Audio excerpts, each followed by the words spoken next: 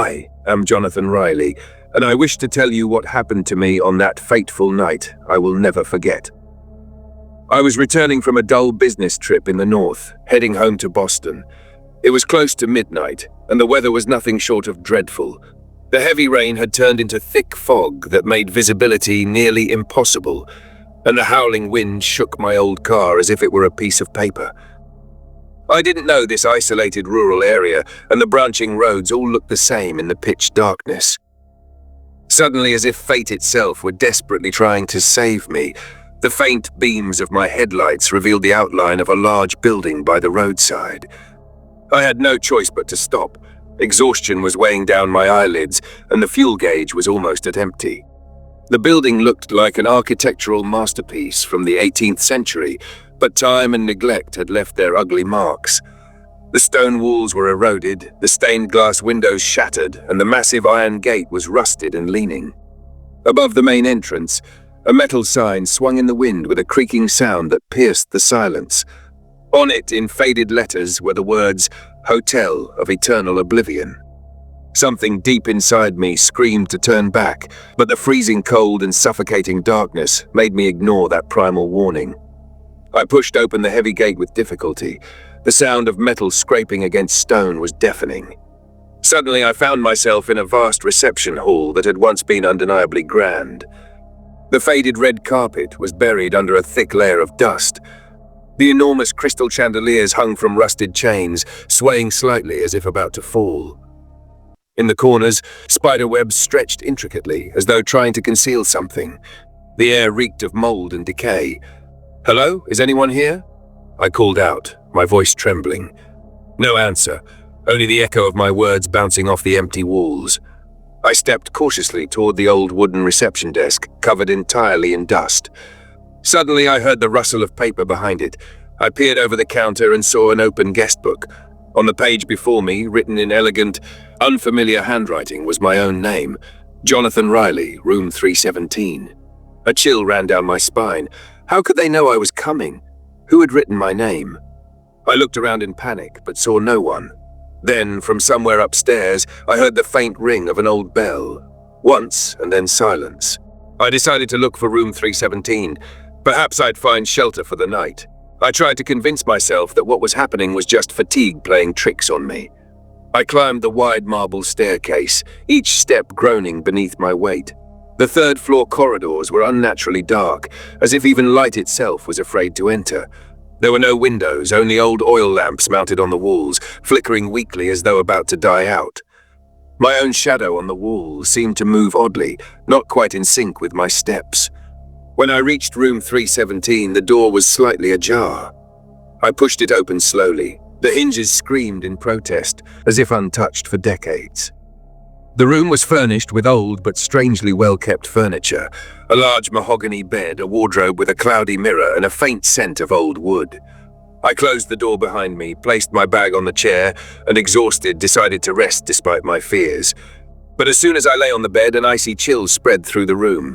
Then came faint whispers from inside the wardrobe. Open quote, "Don't open me. Don't look at me." Close quote. The voices were layered. Some sounded like children, others like old men, all carrying a tone of despair and dread. I leapt from the bed and ran to the door, but the handle wouldn't move. I was locked in. Open quote. "You belong to us now. You'll be one of us." Close quote. The wardrobe mirror began to shimmer with a pale glow. I saw shapes moving behind me in the reflection. When I turned, the room was empty. Yet the mirror showed pale faces with hollow eyes staring back at me. "Leave me alone!" I shouted. Suddenly, everything stopped. The whispers vanished, the mirror went still, and the door opened easily, as if it had never been locked. But I knew this was only the beginning. Something in that hotel was toying with me, feeding on my fear. I rushed into the corridor, desperate to find an exit. But the halls had changed. The peeling wallpaper was now deep blue, patterned with endless human eyes. The floor gleamed with black marble. At the end of the corridor stood a tall, unmoving shadow, unnaturally long, with a tilted head and sharp angles. I could hear its heavy breathing, though it never moved. I turned and ran the other way, but every hallway twisted and shifted. Doors opened and slammed shut on their own. From behind some of them came bursts of manic laughter. Once I saw a thin hand pull a doorknob closed from the inside. I have to get out of here, I kept telling myself. Then I remembered something. Before I left home, my elderly grandmother had given me a small pendant with a blue stone, telling me it would protect me in dark times. I hadn't believed her then, but now I clutched the pendant around my neck. Suddenly I heard the sound of a piano coming from downstairs, a mournful, complex melody played with haunting precision. I decided to follow it. Maybe I'd find someone alive. When I descended the stairs, the lobby looked completely different. It was now lit with warm oil lamps, the furniture polished and new, as if the hotel had returned to its former glory. I could hear faint laughter and murmured conversations, but saw no one. I followed the piano sound into a grand ballroom. There, on a small stage, sat a man in an old-fashioned suit, playing a grand piano. His back was to me. "Welcome to our hotel, Mr. Riley," he said without turning or stopping his playing. "Who are you? What is this place?" I asked, my voice shaking. He stopped playing slowly and turned toward me. He was a man in his 50s, elegant yet deathly pale. His eyes were unnaturally dark. "I am Arthur, the manager of this humble establishment. As for this place, it is a sanctuary for lost souls like yours." "I'm not lost. I just want to leave." Arthur smiled sadly. "I'm afraid, Mr. Riley, once you sign our guest book, you become part of us. This hotel is not just a building, it's alive. It feeds on memories and wandering spirits." I shuddered. "What do you mean?" "Let me show you." He gestured for me to follow. Somehow I couldn't resist. He led me into a room I hadn't seen before, lined entirely with mirrors.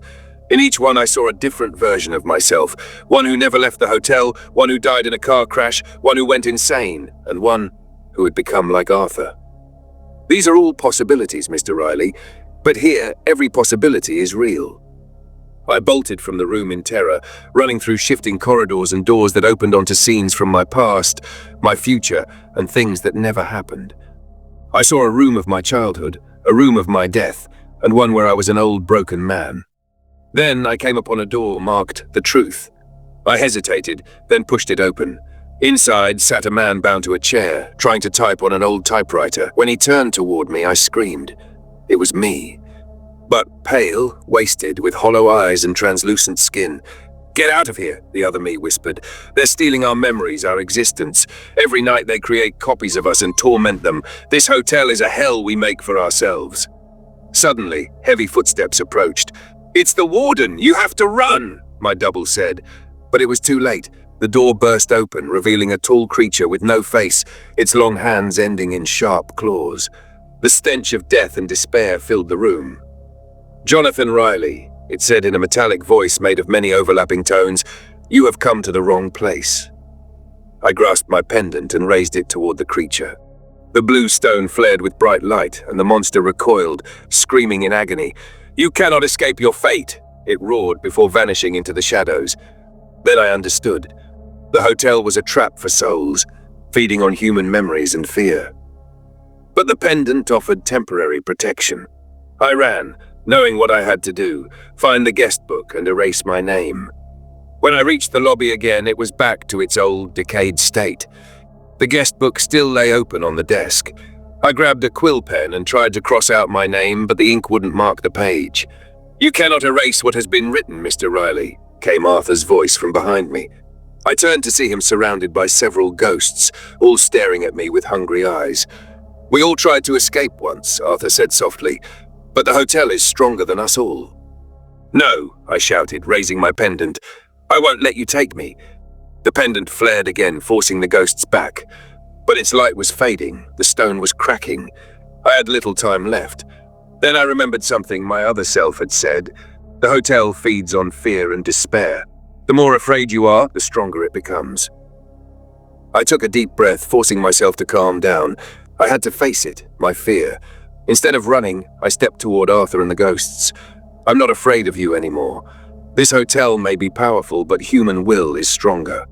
The walls began to shake. The floor cracked open. The hotel roared in fury as the spirits began to dissolve. Arthur screamed, "You cannot destroy us! We are eternal!" "I don't need to destroy you," I said. "I just need to free myself." I focused all my strength, thinking of my family, my memories, my hope for the future. The pendant blazed brighter than ever before, flooding everything with light. There was a final, terrible scream, then silence. When I opened my eyes, I was sitting in my car. The rain was still pouring. Outside, there was no hotel, just an empty patch of fog-covered land. I never knew if what happened was real or just a dream. But around my neck hung the pendant. Its blue stone cracked. And when I returned home, I discovered that my grandmother had died a week before my trip. Exactly at the same moment I had bought the pendant from an antique shop. Sometimes in my dreams, I still hear the faint sound of a piano and whispers reminding me that the hotel still waits, seeking another lost soul to join its eternal fabric. And I know that, like many before me, I escaped a fate far worse than death.